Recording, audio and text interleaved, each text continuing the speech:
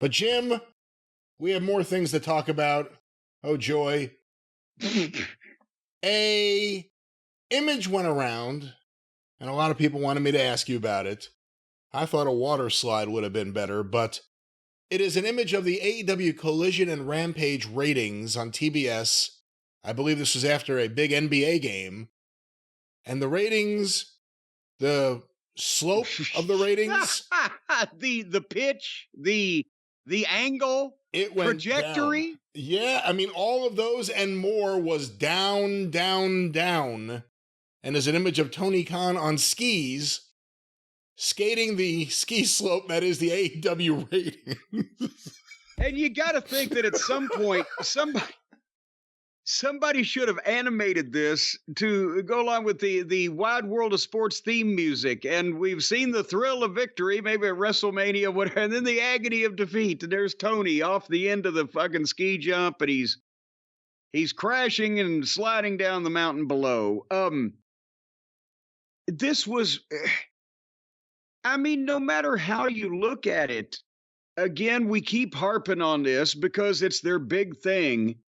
The network is going to give them a large increase in rights fees with a performance like this. This was the, as you said, last Saturday night now as we sit here, but it was the Collision followed by Rampage. Their shows are being, Rampage basically is being bumped around a bit because of the NBA playoffs or whatever, but they were handed an audience of well over 1 million people. And then they got 3 hours of TV. And what was the time, the 3 hours of time that they were on? Do we have that information? The show came on the air according to WrestleNomics. I have their graph here, which was the one that was later mocked up with Tony skiing down it. They came on the air at 8:23 p.m. and went off the air at 11:29 p.m. Okay, so this is pretty much the 8 to 11 period of primetime television on their network. The NBA game was at another time zone or whatever the fuck, so it ended at a little after 8 o'clock. They went right into the wrestling. They got handed well over 1 million people. We're not going to go into the details of who was in what, because it's not like you can say, well, this guy lost viewers, this guy gained viewers, because nothing gained any viewers. So just quarter by quarter for 3 hours of their Saturday night primetime schedule, how did this program just perform as something that, I mean, if you put a fucking movie on, 75% of the people ain't going to fucking bail between the time it starts and the time it's over, are they? No, I mean, not unless you have a hot date or something. Or unless it's a cold movie. It's Saturday night. You never know. Maybe the clubs are really popping. I think we can establish that if you're going to be watching a movie on Saturday night on TBS, you're not preparing to go out to a club. But anyway, give us the numbers from start to finish there, numbers fellow. Well, there are a lot of numbers here, Jim, because it's a long block of shows. AEW Collision began 8:23. They began with a Swerve Strickland live promo, their new world champion. This was the biggest number of the night, 1.35 million viewers, 644 in the key demo. So that's right coming out of the NBA game. And where do we go for, and again, don't give us who was in each quarter, because goddamn, there's a lot of quarters. Well, just for this example, though, the Swerve promo, I guess, continued into this with an angle with Claudio. Quarter 2, 8:30, 8:45, plus more. 850,000 viewers. 394 in the key demo. So 500,000 people said, well, wait, what the fuck is this? Then quarter 3, 8:45 to 9 p.m., 676,000 viewers. 295 in the key demo. And there goes another 100, I can't even do this math. Just keep going. 619, 551, 538, 467 at 9:45. A big jump down there. 467. We're now at 206 in the key demo. A little bit of a bump. The only one all night. 10 p.m. The Swerve versus Claudio match. The start of it, at least. 472, and 225 in the key demo. Then 440. Oh. Now we're into Rampage. 314, 287, 289, and finally 276 with 112,000 viewers in the key demo. So they went, and again, even taking out, obviously, to be fair, the 150,000 million goddamn people at the start. Let's just start at quarter two with 850,000. They lost almost 600,000 of those over the course of the next 2 hours, 45 minutes. How,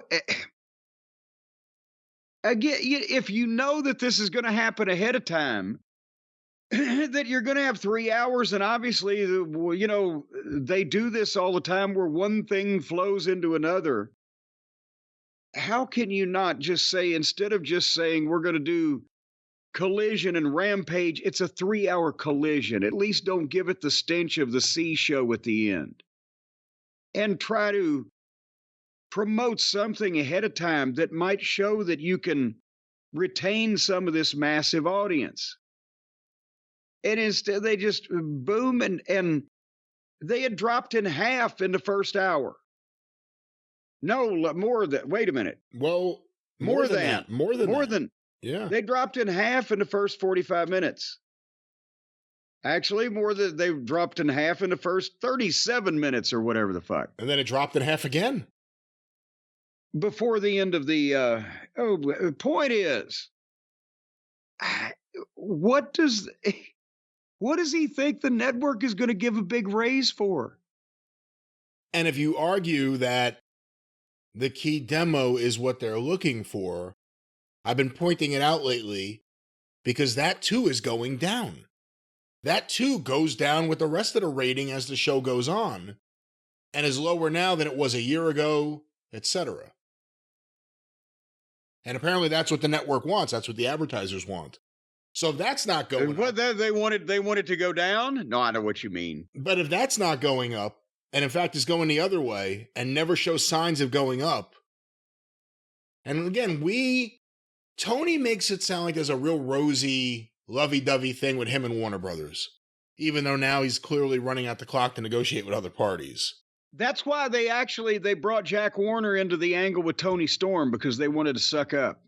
Yeah, it's smart. They're going to lose the Ben Mankiewicz connection if they go to, Destination America or something. I don't think they'll do that. But, the ratings keep going down. He paints this rosy picture. We don't know what they're saying about Tony, because they're dealing with Tony. And he's enthusiastic, and everything's a positive spin, and he has a happy answer for everything, but the results don't match the enthusiasm. And after a while, you have to ask yourself, is this person full of shit?